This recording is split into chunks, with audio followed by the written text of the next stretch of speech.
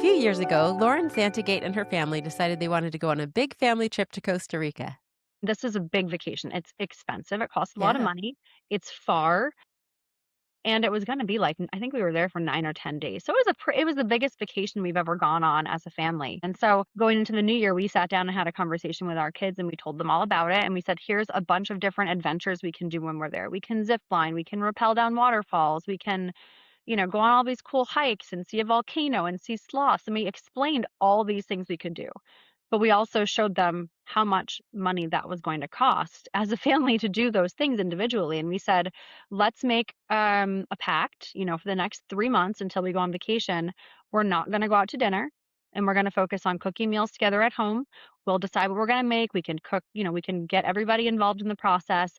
And every time we don't order out or we don't go out to dinner, we basically drew like a funnel and we colored it in with different benchmarks. So if we did go out to dinner one time and maybe that would normally be $100, we let the kids color it into $100. And so we were choosing to stay home, to build that sort of connection in our family, to eat at home, to cook meals together and not go out because every time we were going to go out, it was going to pull away from a fun adventure we could do on vacation. And it obviously helped us prioritize what we wanted.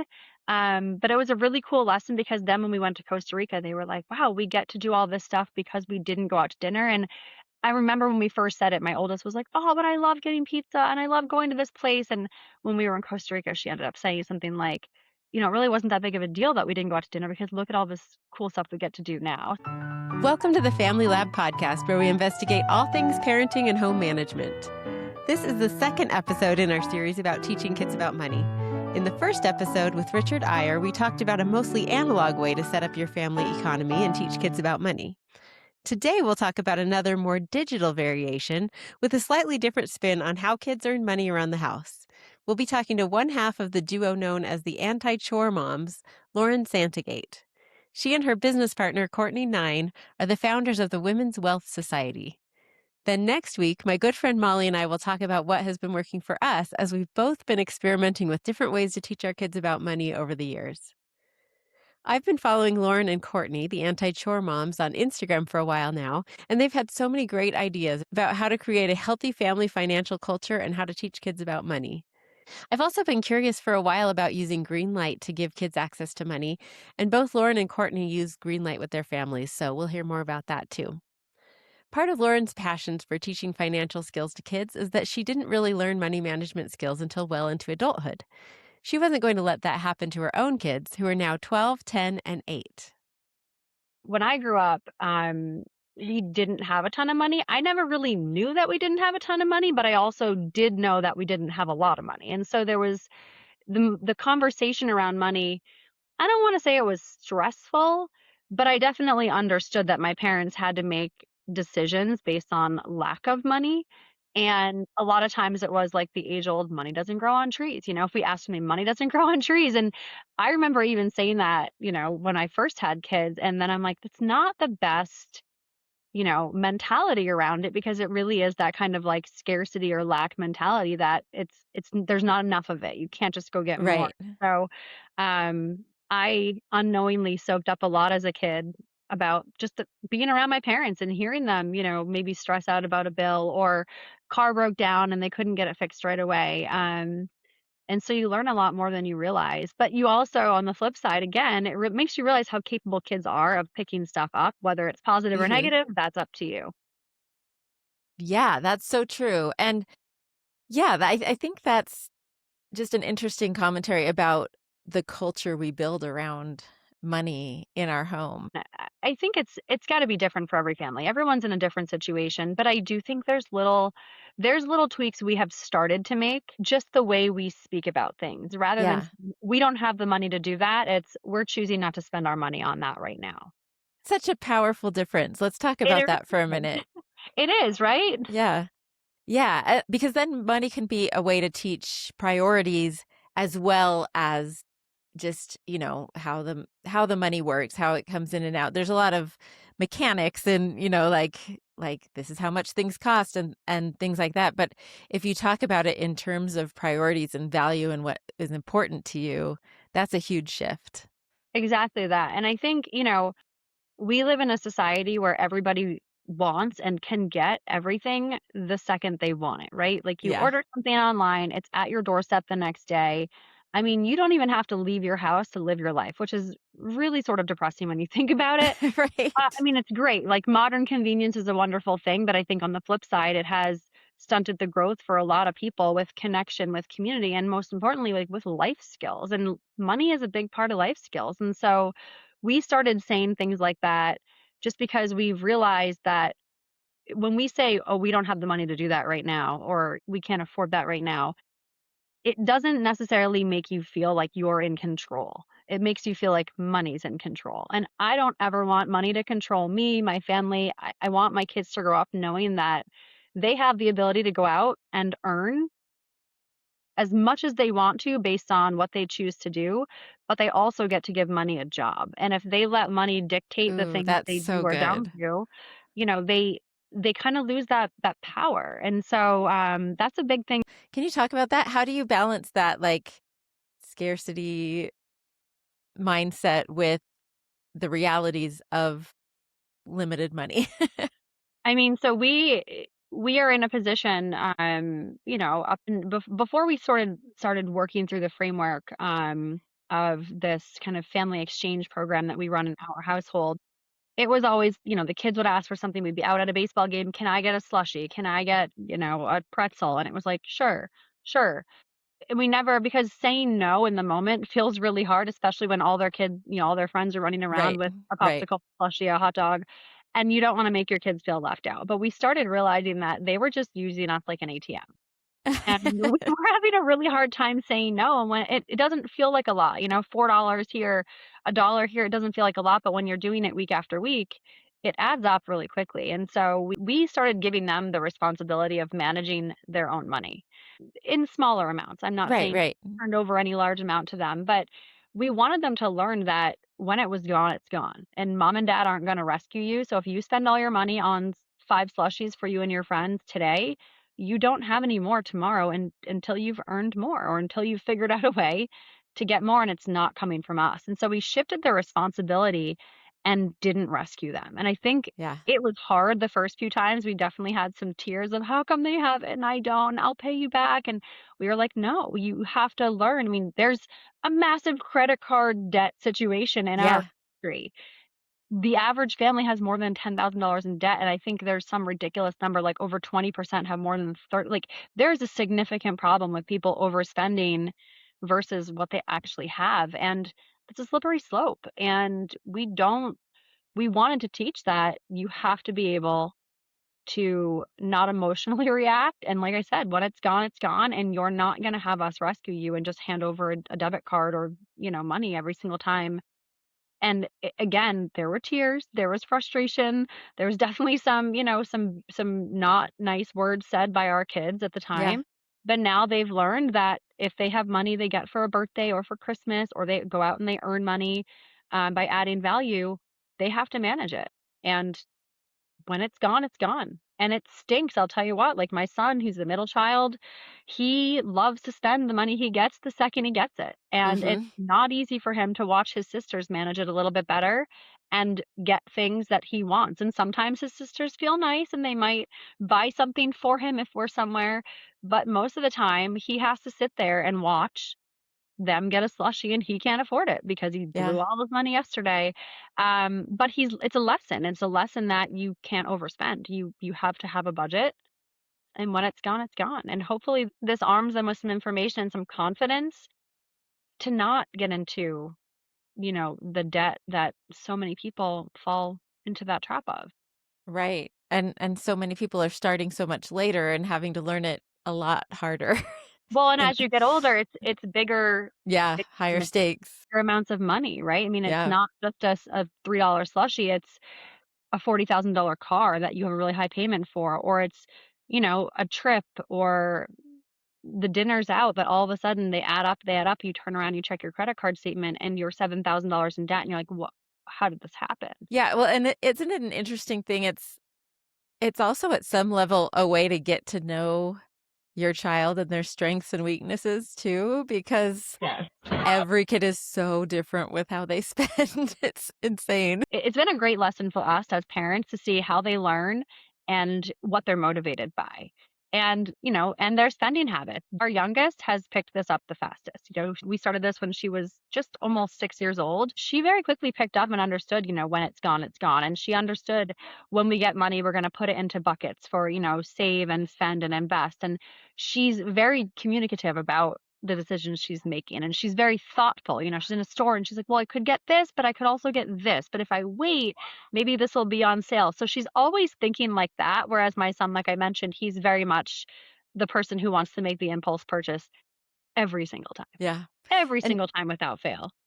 and so much of that is just innate personality. Like my oldest just was born with the good money sense. Like he's just always been careful. He's been thoughtful about his purchases, and he just kind of has those skills. And some of the other ones, it's just as soon as it hits their hand, they want to spend it. Yeah. So funny to see how three kids who get raised in the same environment It is innately amazing. have different personalities and different characteristics that make them decide on things differently, which I think is really cool. Yeah, it is. We've Yeah. certainly had to alter and evolve the way we try to speak about or teach, because speaking to all of them in the same way doesn't necessarily work, and they don't all react. One might react really positively and the other two feel like we're taking something away from them, and so it's how do you evolve your communication style to make it make sense for them, especially knowing they're only little kids. Again, like, they're very capable, but they're still little kids. Right, right, for sure. Well, so why don't you explain your family exchange? So Courtney and I, who's the kind of co-founder, we've known each other now only 6 years. A lot of our conversations, her and I, were just about, of course, momming, but it Yeah, also always revolved around financial decisions she had made, I had made. Hey, what would you do in this situation? And then as her children, who are a little bit older, were getting to the stage where they were asking for bigger things, a lot more, the conversation shifted and it was like, well, are you paying them allowance? How is this working? What are you doing for your kids? And so that's where this sort of framework came about, and she sort of started testing it out with her kids where, there was a shift. It wasn't, I'm going to give you an allowance. It was, we are a team, we are a family. There are some basic expectations around our house that I can't do all by myself anymore. I need help. We're part of something together. How do we make our household run smoother? And so that was like the first step, right? And it kind of comes in with this family meeting. It's a sit down conversation and saying, we know we feel it's very important that you have some sort of financial education. You're not going to get it in school, unfortunately. You might get a little yeah, bit, but we want you to understand why we make some of the decisions we make, how we manage money, what we do with money, because we didn't learn this stuff until we were already parents. And we had already made some pretty big mistakes that took a lot of digging to get out of. And so the first step is that conversation of, we're going to sort of start something new. And I realized right away that if we missed that first crucial step, none of this would have worked, because if they're not part of the plan or part of that process, they just feel like you're telling them to do one more thing. And in this case, with our family exchange plan, it's shifting some responsibility to them, and that almost makes them feel like you're taking something away from them unless you explain the why. And so it was a big conversation about, here are some things that have to happen in our house every single week to make sure we can all get our work done and be prepared for our sports and go to school in a good mood and wake up on the right side of the bed. Like, all these things that mom and dad typically handle, whether it's, I mean, a big one for me was meal planning. It was like, I don't want to meal plan anymore. Who wants to take on the responsibility of meal planning? And shockingly, all three kids wanted to do it. So now we're on a rotating basis and they plan the meals, that's which is awesome. great because meal Yeah, planning, I know some it's people love it. It's like the bane of my it's existence. yeah, It stresses me out because it's like one more thing to think about. And so it's nice looking at the side of the refrigerator and seeing a menu plan that they've put together every single week. I still cook the majority of the time because I'm here to do it and I'm happy yeah, to, but it takes that amount of pressure off. And so we had a big conversation around, what are general expectations in our house? It's not just keep your room clean. It's, here's what having a clean room actually looks like. here's who's going to be responsible for cleaning this bathroom. Here's what a clean bathroom actually consists of. And Right. so kind of making sure they understood how we wanted it done, and then asking them, what tasks do you feel like you can handle on your own? Obviously, our oldest does the bathroom cleaning versus our youngest, who does maybe some simpler things like cleaning floorboards. But guess what? My floorboards are clean and they're done really well because she pays attention and she knows she wants to do it right. So those are some basic things. It was a conversation around, these are things that have to happen. We're a team, we're a family. How can we work together? How can we make it fun so that mom and dad aren't stressed out all week? We can bang this all out in an hour on a Sunday morning, and then we can go live our best life doing whatever we want to do. And so that was like the first piece. And the second piece where we introduced the money part was, okay, so these are your basic expectations. We're not paying you to do chores. I'm not paying you to keep your room clean. I'm not paying you for making your bed or putting your laundry in a hamper, but I will pay you when you add value. And adding value to me looks like taking on the responsibility of meal planning. Great example, right? Like, it takes Perfect something off example. my Yeah. plate Yeah. that I just causes me a lot of anxiety sometimes. And so shifting that off, I'm happy to give you, I think it's $2 or $3 a week to meal plan. Doesn't sound like a lot of money, but it only takes them a few minutes. It lets them get creative, and it also makes them feel like they're in charge. So we started out with a sort of secondary list of, here's some different ways you can add value in our house, in our community, and there's some dollar amounts tied to those things. And the biggest thing was, we're not going to tell you to do these things. If you don't do them, you won't earn money, but we're giving you the opportunity to earn as much as you want by making an impact as much as you decide you want to do. Um, and week one, everyone was off to the races, right? They were running Yeah. around the house like chickens with their heads cut off, trying to earn as much as they can. And, over the course of the next few weeks, it sort of like pulled back and they all sort of stopped doing stuff, but they all also ran out of money. And it was that moment where we said, well, we can either rescue them because we're parents, we don't want our kids to be sad or feel let down, or we cannot, and they'll learn the lesson that if they want to buy more things, they have to go out and figure out ways to earn it. Just like you or I, right? There has to be an exchange that happens of value, whether that's going to your job or creating something that people need. You create value, that's how money flows to you. And so that's the biggest lesson we're trying to teach them is, you go and proactively look for ways to add value. We are willing to pay you. Um, and it's been as simple as that. I mean, I shouldn't say it's as simple as that. It's Right. not Right. as simple Right. as that, but that's the foundation of it all, right? The We want to raise good humans who have money skills. How do you bring those two together? You teach them that value creation equals dollars across the board. And if you think about it, right, like, the more problems you solve in life, typically that's where money flows. Yeah, for sure. For sure. I love the categories that you've set up. Can you talk about the three categories for adding value? Essentially, we've broken down the different ways to add value into three categories. One is adding value around your house. Around your house, how can you look for ways to proactively make life better for your family? Again, meal planning, great example. But it could also be, when we get 25 inches of snow, proactively going out and cleaning off the cars and shoveling the walkway before the plow guy comes. It could be, cleaning up leaves in the fall. It could be mowing the lawn. It's the things that we would either be doing ourselves as parents or paying someone else to do. There's that value exchange will allow you to earn money to do for doing those things. So that's the household ones. The brain ones are great because for us, you know, maybe for our younger one, it's reading a certain amount of pages. Maybe it's learning a new skill. A big one for us is learning how to cook in our house, right? You're meal planning, but you don't really know how to boil water. So how are we going to help you get from, there to there?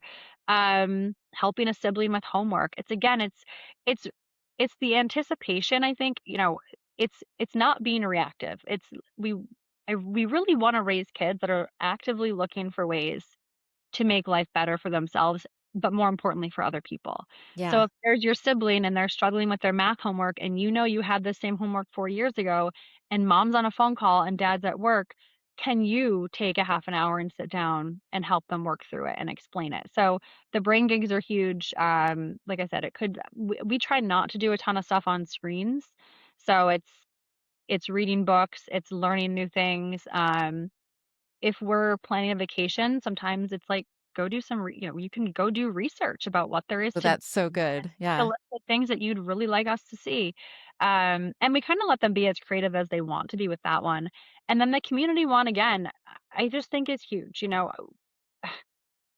Kids, but even adults, we're lacking this sense of community, right? Because we're all on phones, we're all on computers, we're walking around not making eye contact.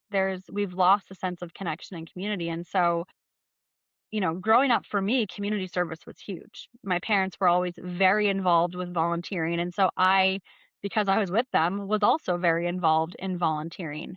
And it's not just volunteering, though. It's, again, how do you make it better by going out and looking for ways to improve it? And so, my youngest wants to go out and pick up trash on roads all the time. That's like her favorite thing That's to so do. great.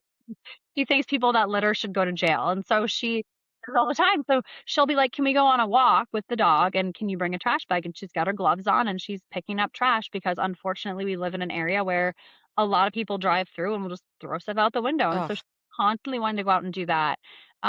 Or writing letters to, thank you letters, appreciation letters to teachers, to local first responders, fire department, police, um, getting involved with the garden club. And right now we're on a pretty small scale because we live in a pretty small town. We have a pretty busy schedule, so we're not going out too much beyond where we live, but it's like, "Hey, we're right here in our town. How can we improve this? What can we do?" And it's funny because as the first time she went out and picked up, litter off the street, my other 2 were like, "We're not doing that." But now her friends want to go pick up litter with her because they're like, "Yeah, it looks so much nicer when we ride in the bus. We don't see trash out the window." And I'm like, this is great. So we break it into those that 3 is so great. categories, and we sort of let them pick and choose, and it's been interesting to see which kid naturally gravitates towards which type of tasks more. We didn't want this to feel overwhelming. As parents, it's always like, "Okay, here's one more thing. One more thing." Like, Right. how full can your plate be? So we didn't want this to feel overwhelming. We wanted them to have, like, a really simple kind of process to follow to hopefully just show kids, like, there's different ways you can always be looking to add value. Right, and that overwhelm goes both ways because I've tried lots of different systems over the years, and early, it just took a lot of maintenance, like figuring out all the pieces and keeping track of how they were earning and then having the cash on hand to actually pay them, and I just made it way too complicated at the beginning, and so it was, and then I would just let it go because it was too much management on my Right, plate. right. How do you assign dollar values to all these things? Do you just do it on the fly? Do you have like a set list of the main things that they can do? Yeah, we have a set list for the most part of some pretty Okay. basic stuff that falls into those 3 categories. Um, you know, If one day my daughter comes home and says she wants to deep clean the kitchen, that's not on the list, but I'm happy to pay her significantly more than the $2 she gets for meal planning because it's gonna take her a couple hours to clean out drawers in the fridge and all that stuff. So they know there's that opportunity, but they also keep track of it because like you just said, when we first started it, I had a spreadsheet and I was like jotting down what they were Yeah. doing, keeping track, and it created a whole nother job for me. And I was like, this doesn't actually feel easier Yes. at Yes. all. So now they are responsible for keeping track on a weekly basis, and then they have Greenlight cards. So I feel like we never have actual cash on hand. They have Greenlight cards, and we basically just put the money there, and I write down what it's for. So if you earned $8 this week, $8, I write down, meal planning, floorboards, or that's like not even one, but meal planning, picking up trash, something else. I write down what it's for. It goes to their account. That way I can look back at the transaction when they always claim I didn't pay them and see Right. what I did. So, and that takes, maybe 10 minutes versus the ongoing work of keeping it on my end. So they're responsible for it. Yes. And I've been curious about green light. I'm considering doing that for my 10-year-old. Yeah, it's Um, worked. It's worked well for us. And the reason why, I didn't do a ton of research. Courtney was using Greenlight, and so I was like, "Is it working? Do you like it?" She said yes, and I was like, "Perfect. One less decision for me to make. I'm gonna follow suit." But I like it because, in the real world, we're always using debit cards, and yeah. so it's like Yeah. you have your debit card, you're responsible for it. So they all have to keep it. But it also, I realized that if we were just using a cash system, they might not always have the cash on them, and if they lost it, it was Yeah. going to be gone, and that's they're still little kids, they drop things, they put it on the shelf, and then they forget where they left it, so Greenlight's been great. They are all responsible for their debit card. It has, their name on it. They take it, they spend it. My kids don't have access to the Greenlight app, only I do on my phone, so they Mhm. generally know how much they have to spend. Like right now, they all have a decent amount because Christmas wasn't that long ago, and they got some dollars from some family members, but I keep that all. So, and they don't have, my oldest has a phone, but the other two do not. So they have no way of checking, but they'll say, how much do I have in my spending? Yeah. Yeah. And I'll say $24 and they say, great. And again, if they go to Target and they try to buy something that's more than $24 and it gets declined, they know they don't have the money to buy it and they have to make some decisions and shift, in the moment, just like a normal adult would have to do if they went to the store and didn't have enough funds. Um, and Greenlight's good too because it allows them to, they have different buckets: saving, investing, spending.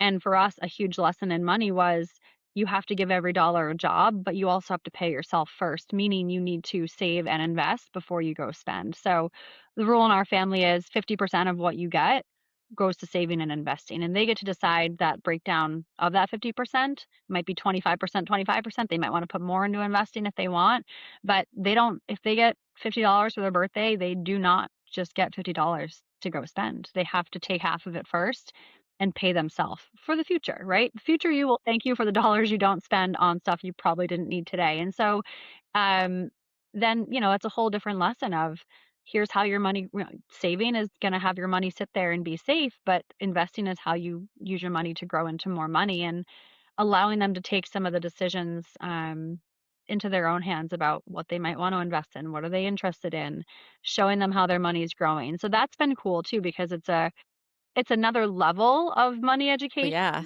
but it's an important one, and I just had this conversation with my 12-year-old, I think yesterday or the day before, about I said, "If you" she started babysit now, so she's earning some money on a more consistent basis. She's got girlfriend's got expensive taste, right? And Yeah. she wants the Uggs and she wants the White Fox sweatshirt, which I don't understand what that even is, but, she wants these things that are expensive, and she's like, "I got the money, I can buy it." And I said, "Right, but I'm gonna show you what if you invest, half of what you make every week babysitting will look like by the time you're 18." And so we did that math out, or actually I used ChatGPT to show her what that would look like. And I was like, so you can have a sweatshirt right now, or you can take half of this money and invest it every time and look at what it's going to grow into by the time you're graduating from high school. It's a significant amount. And so that's how money grows. That's what investing can do. And we talk through, of course, there's risks involved in all that, but the visualization of stuff is huge. Like that is really impactful for kids. So Greenlight's been it's been great, and I'm sure there's other apps and cards and things out there, Right, but right. for us, like, if it's working, we're not gonna mess around with it. Oh, But yeah. Yeah. And getting cash out of the equation early. I mean, luckily we did that pretty early because I realized that that was not that was not gonna work. And that's not really the education they need because we don't really live in a cash-based right. society. So Exactly. so Yeah. it's more reality-based to have them have a debit card early. Yeah, I just, our bank doesn't let you have one till you're Yep. 13. Yeah. Makes sense. So, but yeah, I may do that because he's he's really eager to get in on that debit card business. Okay, so we've talked a lot about earning. You've talked a little bit about savings. Let's talk more about that. This is one of the biggest money lessons I didn't learn until I was, well into adulthood was if you don't pay yourself first, there'll never be enough left over to ever pay yourself at the end, right? You've Yeah, got to pay yourself first. And yeah, so no matter what the amount is, 50% of it is going into saving or investing. that's great. So that 50, then they decide which is invested and which is just in a regular savings account. Yep, and usually it's half and half. They usually just Okay. right down the middle and go half and half. There's sometimes where, um, if they are saving for something bigger that they really want, my daughter right now wants to get a new, like, makeup desk, I don't know, whatever you wanna call it, just a vanity thing to sit in front of, and she already has one, but she wants a different one.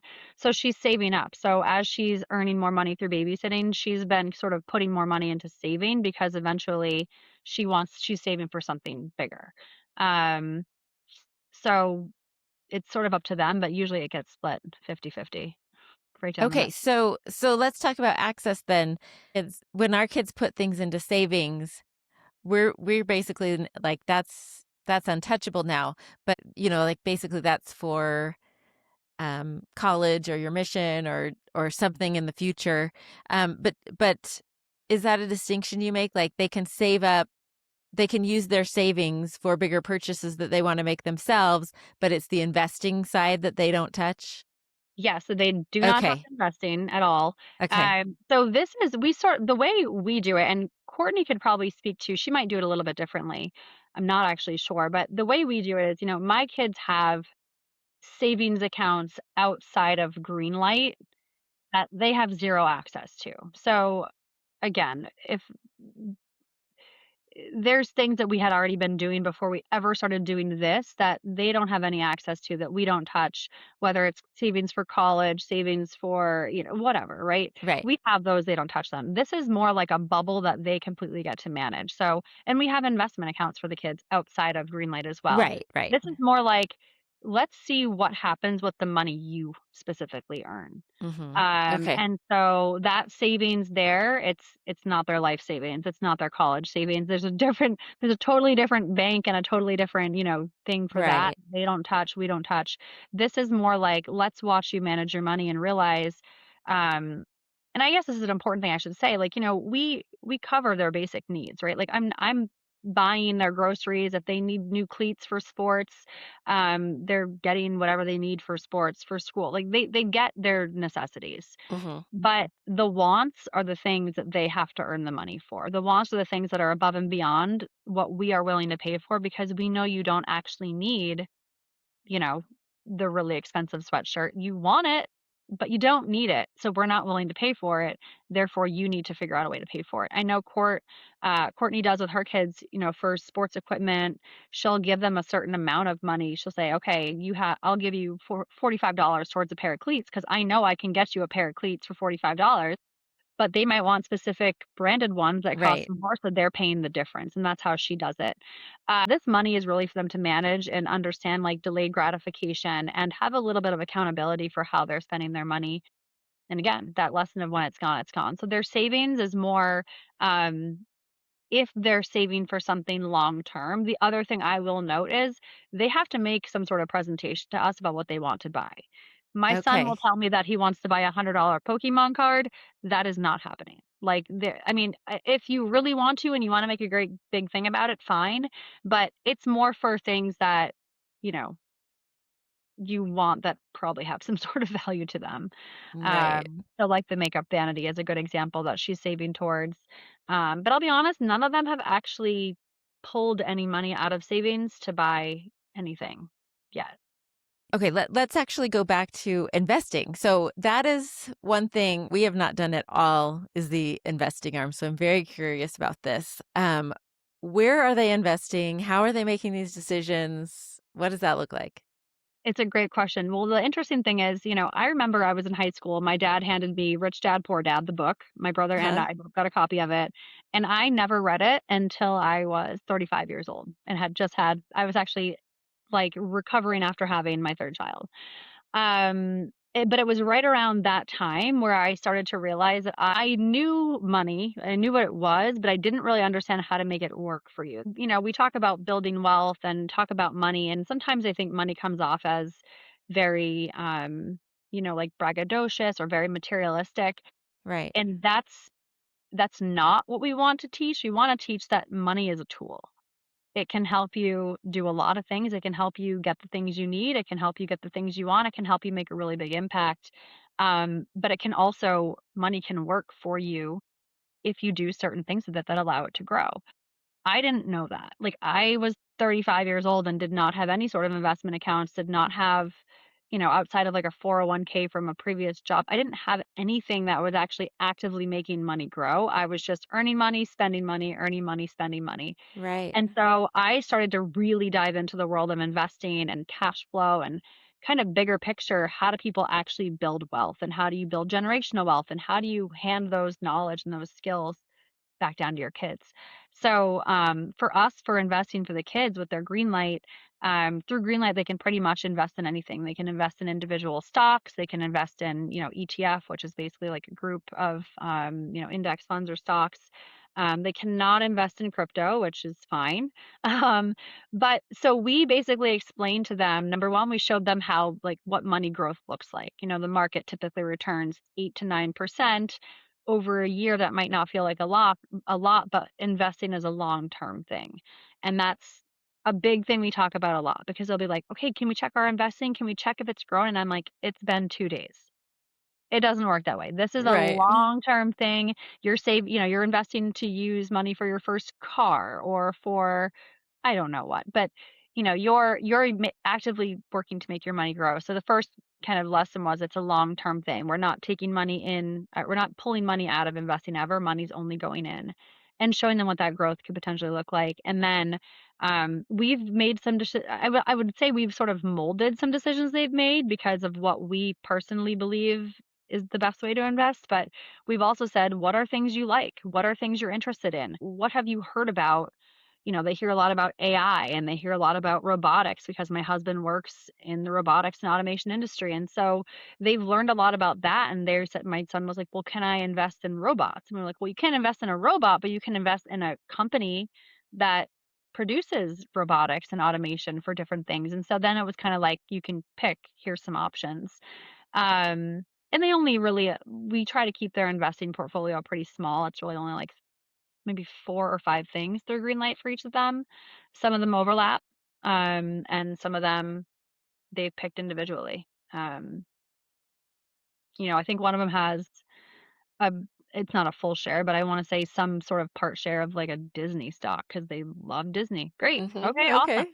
Yeah. You wanna invest in Target? Great, because you shop there? Awesome. So we kinda let them make some of those decisions and then explain the difference between an individual stock and, an ETF as that group of stocks that has more consistent returns and kinda let them decide. And then, again, like, I think they each have, I wanna say it's 5, and we've explained to them, like, the more diversified you get, you're just dividing up this money more and more and more. So we try to we kind of live by the idea, like, the fewer things you're investing in is better than having a ton of different things you're investing in, and there's some different categories there. So yeah, and then we check it, on like a monthly basis. I was just showing my daughter the other day. I said, here's what you've invested so far, and here's how much you've made. And I want to say maybe she's invested, I don't know, $200. I mean, and it's turned into 248. I said, but that $48, while it might not feel like a lot of money, it's $48 you just got for free from your money sitting there,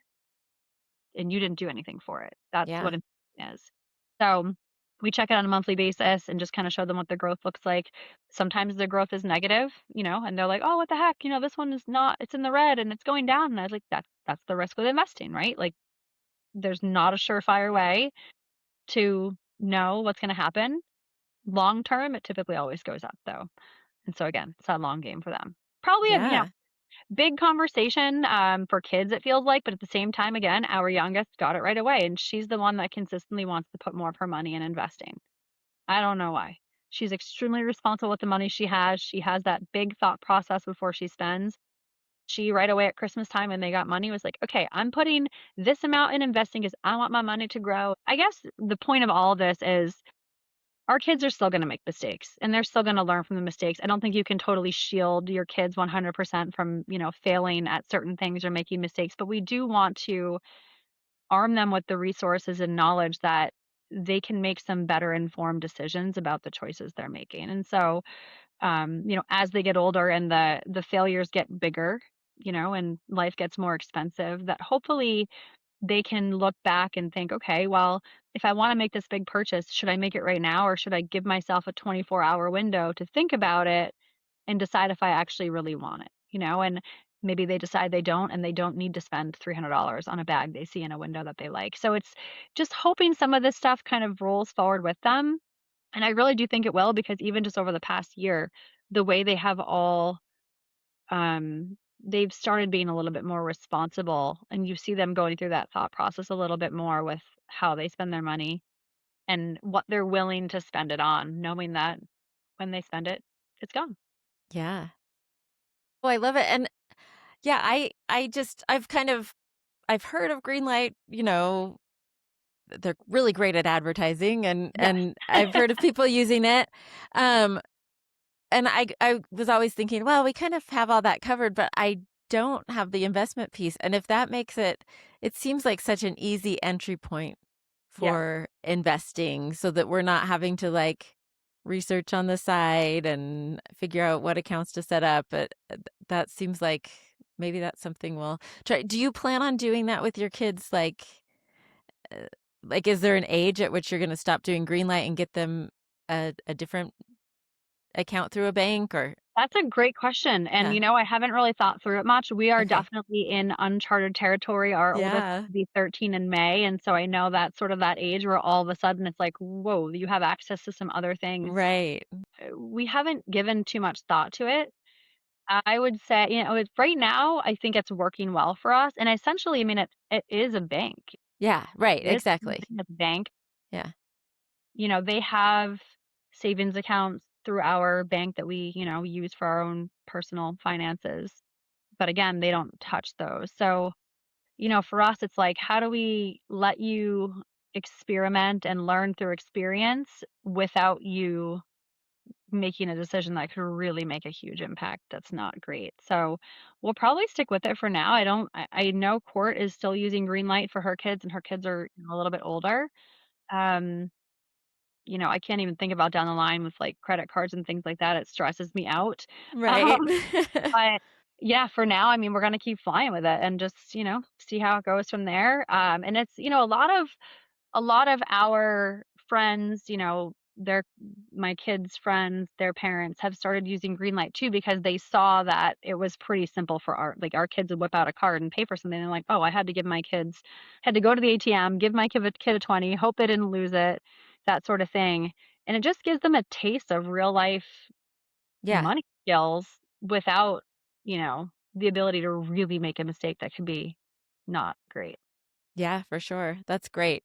Have you thought about, like, what your plan is for, are they gonna pay for some of their college? Are they gonna pay for their Yeah. car? My husband paid 100% for his college. My parents helped as much as they could, but I still had student loans. I think I just paid off like 4 or 5 years ago after so many years. Yeah. Um, so, we have college savings accounts for them that, we'll see. I mean, who knows too? My kids are still little, so it's like, are you even I gonna wanna know. go to college? And that's a big conversation we have too, Col education is huge and it's important, but I think it's so different from when we were growing up where college was the expected path you were taking. If you didn't go to college, you weren't gonna get a job. And so now I just think it's so different. Like Yeah. you can build a business, you can buy a business, you can create some sort of value, you can invest in things, real estate. There's just a lot of different avenues to earn money now that I think were always there before, but the knowledge because of the internet and because of social media, it's more accessible for people. They have the 529 college savings plan. If they don't want to go to college, that's fine. Honestly, I would love for them to go to a trade school because Right. I think there's a huge need for that. So, I don't plan on buying them a car. I don't plan on, the conversations around college is always like, you better be really good at a sport or really smart because or otherwise you're gonna go to a community college. It's Yeah. expensive and I don't know what the payoff looks like anymore for college. Does taking on $400,000 of college debt actually put you in a better position to be successful in life? And I think I don't know because it's so different from when I was a teenager, or a college Yeah. age kid. So I don't know, we're not 100% sold, but I do think we're very much of the mindset that, nothing's going to be handed to you. Could we hand some things to you? Could we buy you a car? Sure, we could. But what is that teaching you? Like what is that teaching you? So I don't know. Maybe my mind will change in 3 years when our oldest turns 16 and starts driving, but I do think, she's gonna be a part of the process no matter what. Maybe she pays Right. for a piece of it, I don't know. I just know from, my own life experience, seeing a lot of friends, when I went to college, I went to a college where people had really nice cars and I had no car.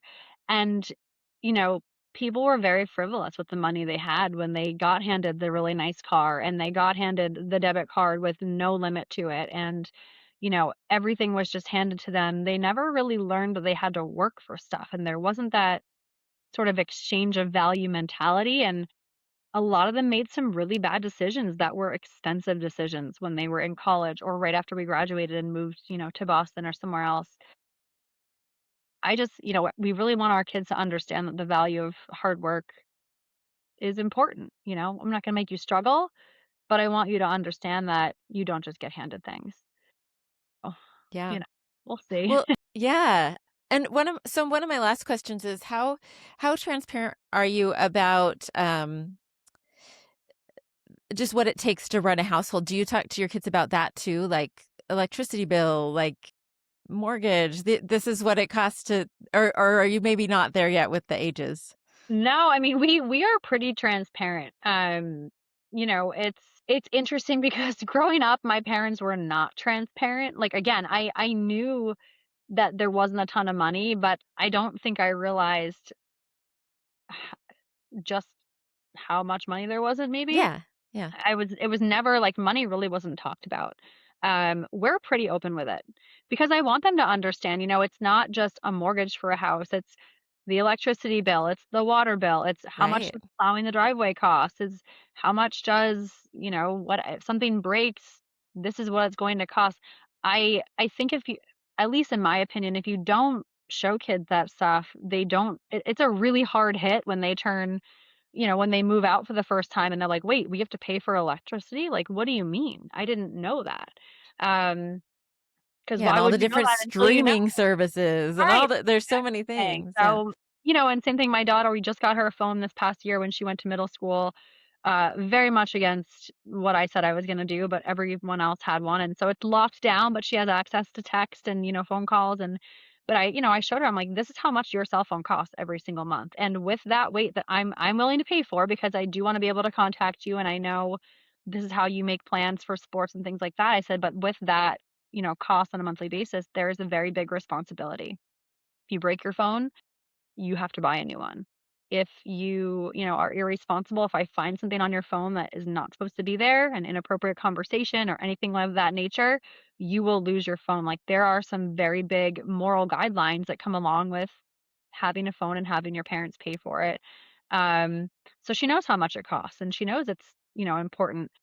We are pretty open though, with they don't know how much our mortgage is, but they definitely know that there's things you have to pay for. I mean, even just gas. Like, you go to the store, you pump gas, it's like, "Wait, we have to pay for gas?" I'm like, "Yeah, you gotta pay for gas? Are you kidding?" So, Yeah.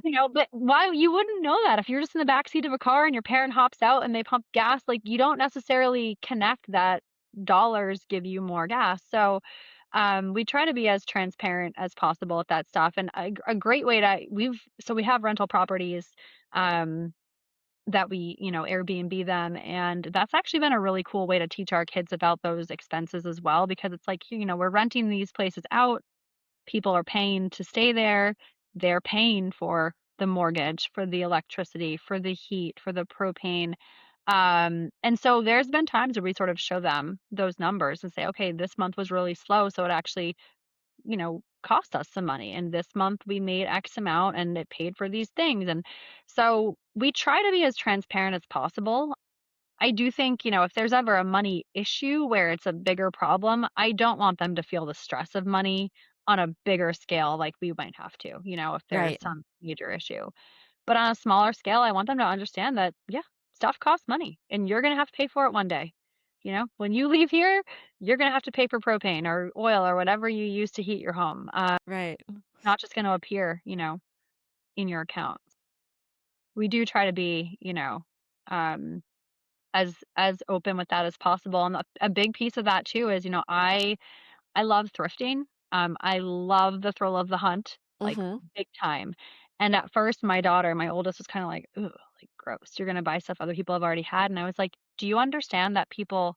Number one, it's better for the environment, but number two, Right. you understand people."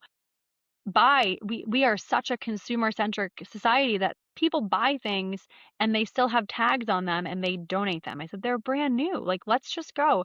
So now she's gotten into that too, and it's actually made her realize I can buy, I can go look for a pair of leggings that maybe there's a pair of Lululemon leggings at the thrift store that I can get for $11 instead of saving up to buy a pair for 100. So she's started to really like look for different ways to make some more um financial decisions around clothing specifically. Yeah. Her and her friends will like trade stuff a lot. They'll barter. Oh, I don't wear this anymore. Do you want this? Well, what do you have that I can take? And so they started doing that. I know Courtney's oldest does something similar with dresses for dances. Instead of always buying new dresses, they're kind of shifting and trading things. And I just think it's a cool way. It's a cool mindset to give kids that not everything has to be brand new. You get to make decisions with where your money goes, and you can Yeah. buy something brand new, or you could go look. Somebody else might have donated something, and so again, it's like as open as we can be with money. I just think it's going to empower them more to be confident in making the decisions later in life. Yeah. Oh, this is so good. It's just fun to hear a different system, like, and it gives me ways to refine mine. And um, yeah, I just appreciate the thought that you've put into this. The number one passion for us is 100%, financial education. There's two pieces of that. It's the raising good humans and teaching kids the money skills they're going to need to be successful, but it's also filling the gap for women and saying, here's some basic stuff for you to understand. Do you have this in order? For a long time, I felt like my financial life was very much out of control. Like I didn't have a good grasp on it. Like I knew what I should be doing, kind of, but Uh, I also knew there was a lot of stuff I was probably missing, but I felt stupid asking and I didn't even know where to ask. And so what we had a retreat last year kind of around this whole idea of just how do you give women financial education skills that they need to go make smarter decisions for themselves too, especially as they're leading households and teaching yeah. their kids. A common comment I get a lot just from even my mom friends here is I want to learn more about money because I'm raising kids and I don't know what to teach them because I don't even feel like I know what I'm Yeah. supposed to know. And so we are basically hosting like a monthly series specifically for women Okay. around kind of getting your stuff in order. We're kicking one off next week with it's the first one is just kind of like getting your financial life in order. If you're a woman over the age of 30 or 35, what stuff should you have? Bare minimum, what stuff should you have? Because something might, God forbid, something happens, you want to make sure you're prepared. And that way it takes a lot of stress away from you when you feel like you're in control and you know what you're supposed to have. Awesome. Well, this has been just great. Yeah. Thank you so much for your time. Awesome. Well, thank you so much for having us. And this has been so fun. Thank you for joining us at the Family Lab. You can learn more about all the great things Lauren and Courtney are doing, download their family exchange playbook, and learn about their monthly educational series at womenswealthsociety.com. Thank you to my podcast manager, Kimberly Hansen, and my production assistant, Haley McElroy. And as always, special thanks to my mom, Susan Singley, for playing the theme music to this podcast. She used to play this song all the time when I was growing up, and to me, it's the soundtrack of motherhood.